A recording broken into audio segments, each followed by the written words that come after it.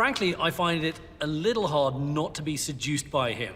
I think he has an enormous amount of charm. And that's what makes that personality so dangerous, is the fact that he can charm you, he can trick you, he can pull one over on you, and he can send you to a concentration camp.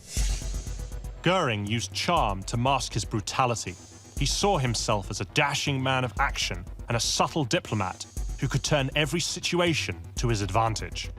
One location to me that really exemplified his personality was Hall, which at the time was this incredibly opulent pleasure palace.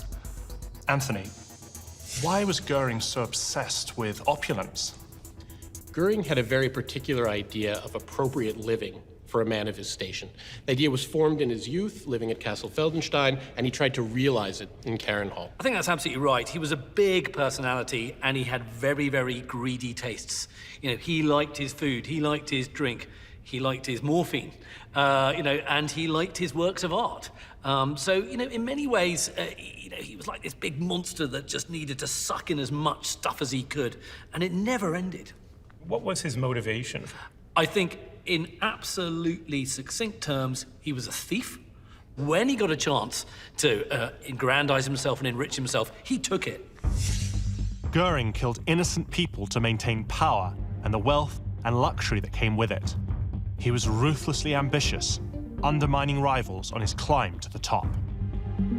I think there's sometimes a danger with Göring that we focus on this sort of larger-than-life character, but behind that lies this really nasty individual. Immediately after Kristallnacht, Göring sets to work coming up with ordinances to dispossess Jews, strip them of money and of assets. So we really see that nasty scheming in the service of Nazi anti-Semitism right in that example. For Göring, anti-Semitism was a practicality. He wasn't actually, I don't think, a convinced anti-Semite. To some extent, that makes you wonder, makes me wonder, why is he doing the things he's doing? He's doing them for personal gain. He really is using the atrocities as a tool. To some extent, that, to me, suggests a greater evil.